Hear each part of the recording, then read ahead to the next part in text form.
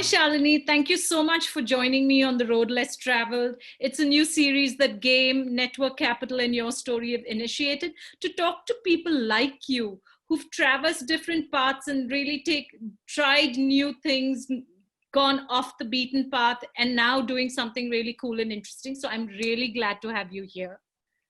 My Thank first you so much. question. My first question, Shalini. Most, and I ask this of all our guests, the average Indian doesn't grow up wanting to be an entrepreneur. Typically, most of us are conditioned to get a job. And you had a pretty good job too. What was that moment for you, Shalini, from when you had this comfortable, really good job you enjoyed to that time when you said, hey, I want to be an entrepreneur? Can you talk us through some of those early days? I would do that, but before I do that, Sandhya, I just want to talk about the statement that you made that the average Indian doesn't look to be an entrepreneur. I think that was the case maybe till about 5 to 7 years back, but I think we are seeing a lot of change there. Plus, I think the pandemic has created so much of entrepreneurship amongst people, so I think that's changing. Coming to me, I think I know I'm an accidental entrepreneur because I was doing really well where I was, and it's just that वो कहते हैं ना कीड़ा होता है, so something which I didn't agree with what was happening, and so or I wanted to do something which I think I wasn't getting an opportunity to do that, so I think that made me start Galvanize PR, the communications firm. I started Galvanize primarily to work with Indian brands. I had always worked with MNCs and it was fantastic. And I was in Bangalore when the startup burst just happened in 2008, 2009. And I just thought that, I wanted to work with, Indian brands and startups. And that's how Galvanize was formed. And everything was going well with Galvanize.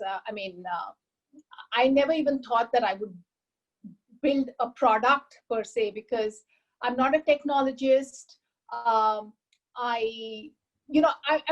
Life was going great. So, and then what happened was in my late 30s, early 40s, I started meeting, I started hearing from friends and family about their frustrating experience on online matchmaking. And this got me really curious. And my curiosity led us to do some social experiments and to do extensive research speaking to urban Indians across the globe. And one thing that came out was the trust onto online platforms. And relationships, as we know, is an extremely personal journey on the whole. And I just saw a lot of emotional heartburn. So it was more from a sentimental point of view. And I said that, there needs to be, even if we are providing a platform for people to meet, there has to be some trust based on it. And that's how andwemet was built.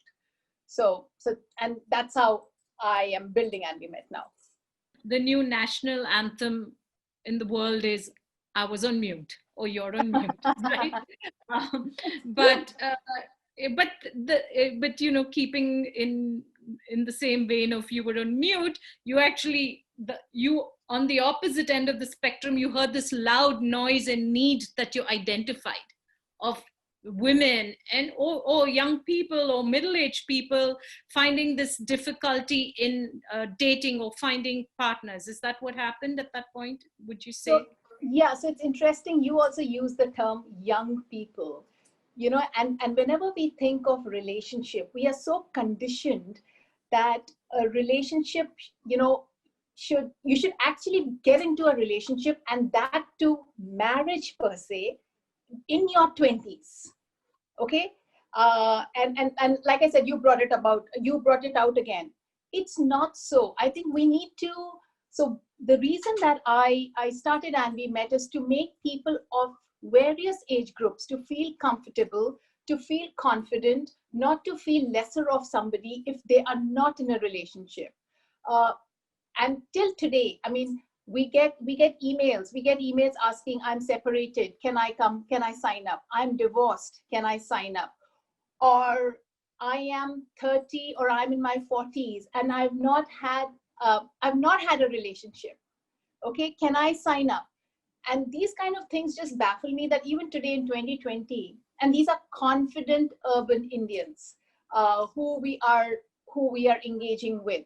So I think I wanted to create andwemet as a platform which is safe, which is comfortable, which can be trusted by all, where people could also identify the kind of meaningful relationship that they want, which is not only marriage. It's based on what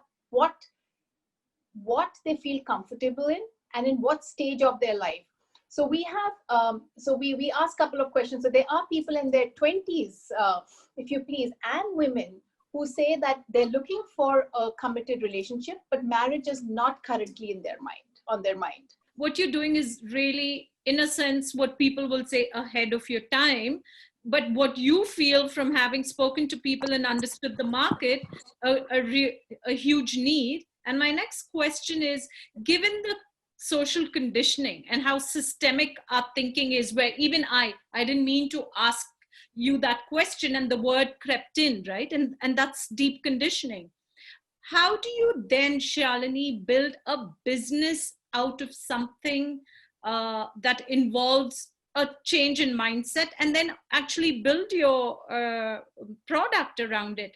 If you can talk, actually wear your entrepreneur lens and talk about that challenge of setting up a business around the space.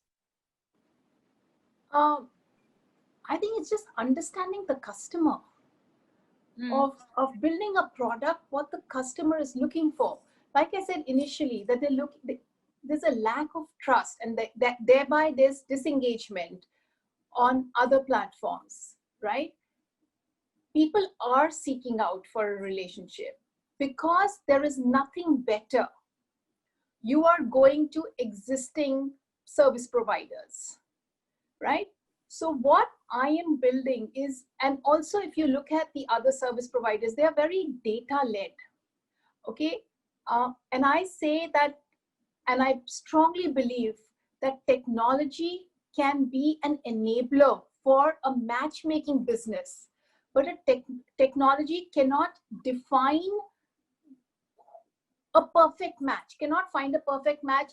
Like, the way, I see ads talking about find your perfect match here. We have AI, we have this. And I say this because it is very, very, it's a human emotion.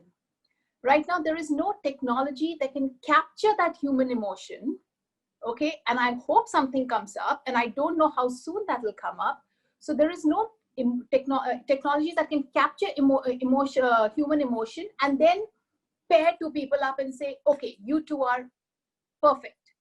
Today, your match, what I didn't agree with is that just because you're from a certain school, your prospect partner needs to be from a certain school. Because you're earning a certain salary, your prospect partner needs to be earning, or you're from the same profession.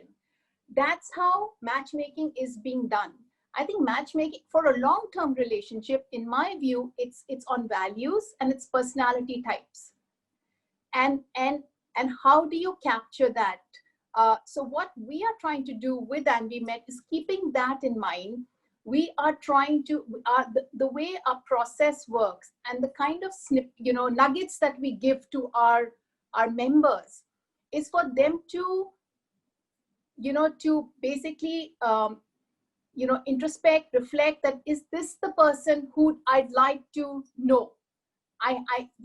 So we kind of we actually, get our customers to participate in polls, in discussions, so they know a little more about you basis, and not just only what's printed over there about your, your physical attributes and just a little bio about yourself.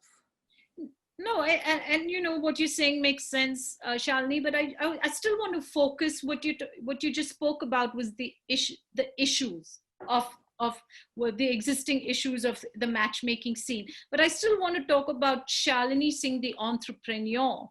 When you set this business up, can you talk to me about the first 100 days? What were those challenges that you went through? What was it? Cash? What was it? Just finding a niche? Was it hiring talent? If you can talk to me about that, that'll be great. Um, so I come from a communications background. I'm not a technologist. Um, so also I am somebody, when I started andwemet, like I'm in my 40s. I'm not in my 20s or 30s, which is the traditional, entrepreneur, because that's what everybody writes about. Uh, so my first 100 days. So one is, I'm not a technologist, so I had a tough time in trying to understand what technology. I would talk to people, and everybody would give me a different view, and I really didn't know. So I didn't know what to go with. Ultimately, I went with whatever our technology partner said. Let's go with it. We've changed, and now, so over the last 7-8 months, I've educated myself on technology. What should it be? Because you need a technology that will scale. So I wasn't aware of anything of that sort. So that was an issue. uh, I got mocked by people saying that, in your 40s, why are you doing this? You're doing great. Uh, Wow. so I heard that from even the startup circle, which is fine. Then I also heard from the match, and I respect the matchmakers who are already there and who proved themselves, right? So I heard, also saying that, if you're doing it as a hobby, it's great, but it's a very, very tough business. Okay. And, or if you have loads of money. So firstly, I was not doing it as a hobby. I don't have loads of money. I believe in what I am doing, and I am not in the rat race. I want to create a product. I don't want to take years to create the product, but I definitely want to create a product, a quality product where people can trust. And this is a product that I'm building. It's not a hobby that I'm doing. So I heard all of that, and it was, but at the same time, so this was, which wasn't great. I also should tell you what went really well for me. Please. uh, I reached out to people who agreed to mentor me. Some fantastic people who were there to tell me what was right, what was not right. Because even for technology, right? So I met that. I had um, I had support just come in from friends and family, in terms of somebody taking responsibility of social media, somebody taking responsibility of clicking images, somebody taking responsibility of testing, because I didn't know all this happens. So I need to, so besides the challenges, that's okay. You need to get over it. But I think it's, um, they were fantastic. I think I've built fantastic relationships in the last 4 years since I've been working on this. And also, for me, it's really calmed me down. I was, when you are in PR, you want everything perfect. Your communication needs to be perfect. I mean, the thing that leaves your mailbox, it has to be perfect. And I realized you need to calm down. So I think it's made me patient. It's made me calm. Uh, it's made me respect a no when I hear a no, and not feel hurt or feel bad. It's also made me accept negative feedback, or feedback which I wouldn't like to hear. And then, I look at any feedback that comes in which is not pro me or pro andwemet. I sit and reflect, which I think I didn't do till 5 years back. When yeah, so I think that's what's happened to me in those 100 days, and it's continuing. That's a good insight into your first 100 days. And I cannot agree with you more about this overrated need for perfection that the public relations industry drives us to. I think that's an Correct. unlearning everybody needs to have, because I Correct. think we just work under unreal pressure. But coming back and sticking with your story, Shalini, what's the trait you feel has held you in good stead? There've been challenges. It's a new area. You have purpose. There's support. But what's that one trait you feel like, hey, this is what's seeing me through this journey? Do you have Not, that one trait? yeah, not giving up. Not And giving, being not, persistent. yeah, not, I would say not giving up.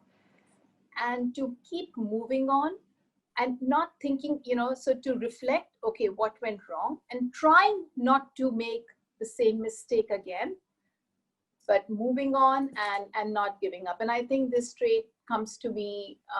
I've seen my father, so it comes to me from my father. them. Yes. So yes. So I think it's not giving up. That's what. You spoke about a very important aspect in your first 100 days of relationships and the importance of a strong support system. Correct. For young entrepreneurs or entrepreneurs, we won't use the word young, entrepreneurs looking to start out. I'm a young entrepreneur.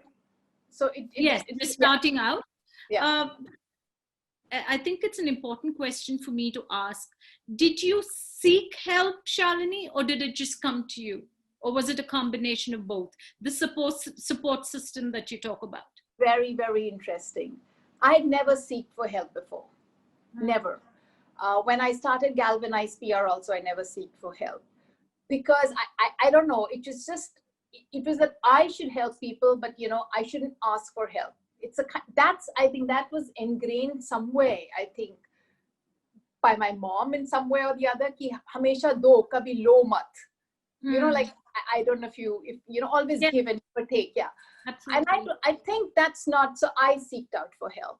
And that's why I said some agreed to, some didn't. And I continue to seek out for help, and some do and some don't. And like I said, is if 5-6 years back, if I would have seeked out help and if the help was refused, I wouldn't take it well. Today, when I seek out for help and if it's refused, it doesn't bother me. And I always say, okay, there must be a reason. And it's okay. And so I don't carry it with me, which I did earlier. So my takeaway or lesson from what you just said was, as an entrepreneur, you've got to do what it takes. Absolutely. Right? Absolutely. I mean, there should be no ego. You shouldn't be ashamed of anything. It's your venture. You want it out. And yes, you shouldn't be ashamed of doing anything. As long as it's ethical, you shouldn't be ashamed of doing anything. I want to talk about instances of failure. I know you're still very early in your journey, but have you had, you've gone into something fairly confident of an idea and then it's failed and then you've needed to pivot. Can you talk about a specific instance like that? So yes, I'm confident about what I am creating, right? And but my confidence doesn't mean that the product's going to be perfect. That everything that, and we're talking about technology, we had about 15 minutes of not being able to connect on Zoom, which is like a global technology service provider, right? And so the challenges that I face, and I continue to face, is not being able, a frustrated customer. And they not having the patience of giving us, some do, and the failure where I see is when the customer doesn't give us a second chance. Right? So I think that's the frustration. And at times it could be their own technology, which is not working, but they don't look at that. Or it could be, or it's an issue at our end, that, something's not working. So I think that's a challenge, and I continue to face it. And, I try to tell the users or the members, saying that, I know we're making mistakes and we are young, but then, they don't bother. They want something that needs to be worked, because we're so used to perfection in anything that we do, unless you're Google, and even if you're down, it's okay. So, yeah, so that's what it is. Yeah. But your work around this challenge is mostly communication. You try and communicate to your customers. I personally talk to the customers. I have, and I would say that, well, we have a couple of thousands, little over thousands of verified customers on our platform. And I continue to speak to them. And for me, customer delight, I know it's not perfection, but customer delight is of utmost importance. Nothing else matters. So even if we are trying to create, and we are trying to build in more, the way we we are building in value added services onto our platform. But if there's a customer with the current existing service, they're not happy, I just stop everything. And I said, that will happen later. But it's the customer delight. There's nothing else. I think that's for every brand. Nothing else matters. Do you have a anecdote you can share, Shalini? I love to get my guests to talk about stories. A story that you can talk about that made you feel, gosh, I'm on the right track. This is why I'm doing this. About a customer, you don't have to take names, but just a story that worked out well, that makes you feel really happy and validated. So, Sandhya, your question to me is that, what are the customer delight moments that you've got? Absolutely. I've got several of them, and but I'm going to share three with you. One, sure. So on our platform, when you sign up, so there's a question that we ask is that what is it that you expect from a relationship, and what is it that you can contribute to it? And when somebody doesn't complete their, they don't submit their profile in, like, we give them some time, and if they don't, I reach out to them asking, what's up, and is there anything that we can address? And I would say at least 7 out of 10 times, the individuals have told me that it's making us think, are we ready for a relationship or not? Okay, and I go like, yeah, because we're trying to create something which is meaningful, that and of course I'd love to have them, because I'm losing out customers this way. And I just say that whenever you feel ready, we'd love to have you back. So that's because that is one of my things, that if you are so you should know why you're getting into a relationship, and not just because auntie, mummy, chachi, neighbor is telling you that you need to be in a relationship. Another example that I would like to give you is that is, again, we have a question, and the members can make them visible to whoever they want to make it visible, because we understand they're extremely personal. We have a question where you'd like to open up and share something about something about yourself to your prospect match, so that it doesn't act like a hindrance once you're in a relationship. And things like what people are writing is they have a hole in their heart, they lisp, they limp, or somebody is responsible for their parents financially, and somebody, or they say that they're of a certain age and they've never had physical intimacy, and so basically they say that reach out to us if this is okay with you. So I go, now about this person. So instead of investing in a chat and getting to know each other, and then over a call, basically I've invested 3 days or 3 weeks of getting to know you. And then when we meet, you realize I limp, okay? And that doesn't work for you. Or maybe I tell you that after 3 days, but I've already in those 3 days invested, both of us have invested our emotions there. So these are the kind of, I know they are very small, but I think they're very, very important. And then I've had women tell me that they trust the platform, and that's a huge thing for me, because what I've been hearing is women don't, and so they find it trustworthy. And wow.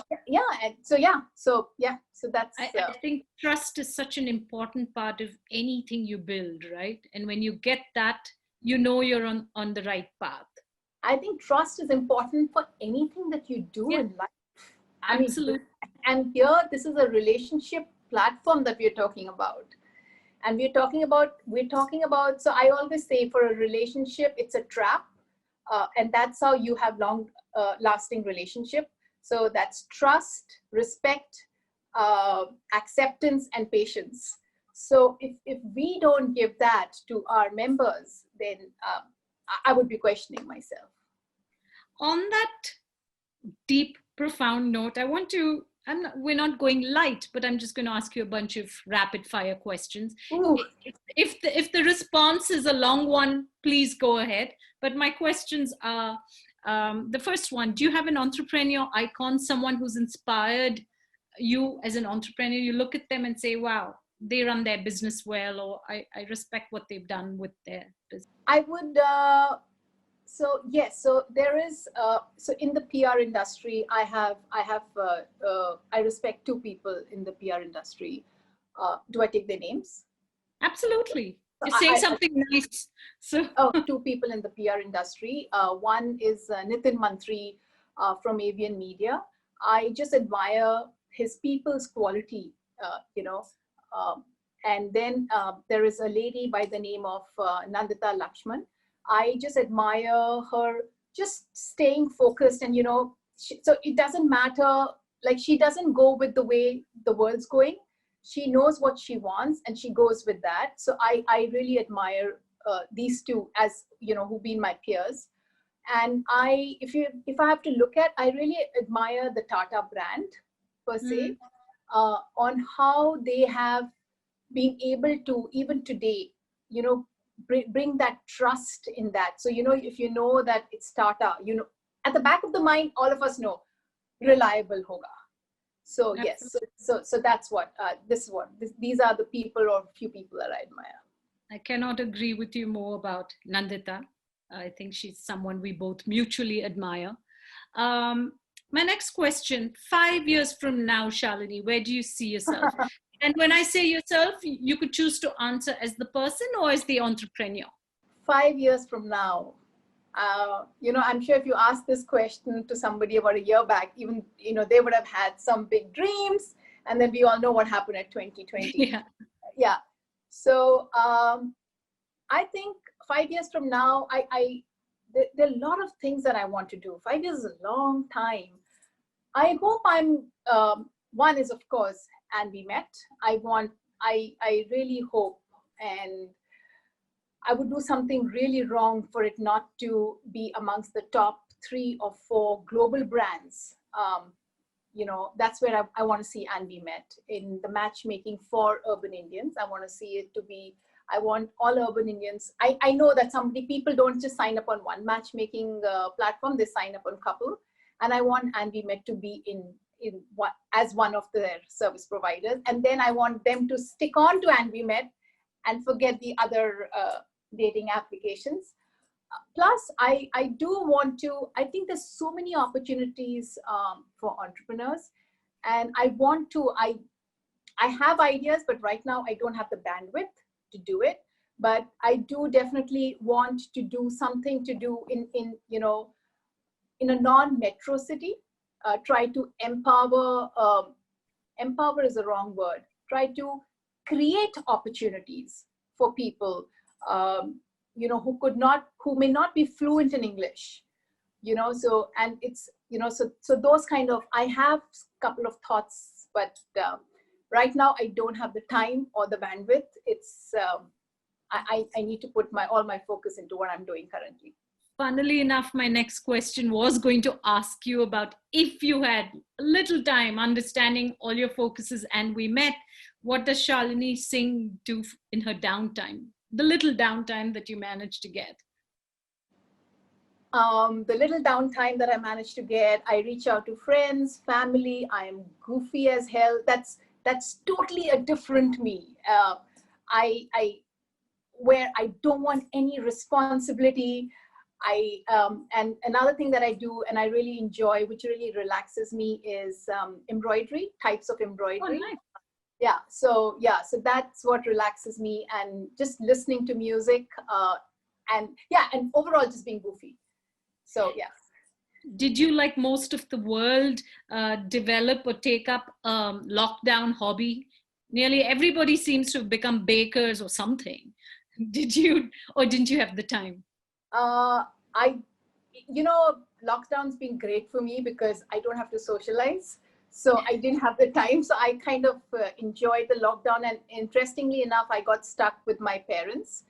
So I was visiting them just before lockdown, and I've been here. So I think it's been fantastic. I couldn't have asked for, I really enjoyed my lockdown, if I may say so. That's great. My last question, Shalini, to end this really interesting conversation, is there a quote that inspires you? Do you have a quote that inspires you? There isn't a quote per se, but I read impossible as I am possible. Beautiful. And may everything you want to achieve be possible. Thank you so much, Shalini, for this conversation. I really enjoyed our chat. Thank Thank you. you, Sandhya.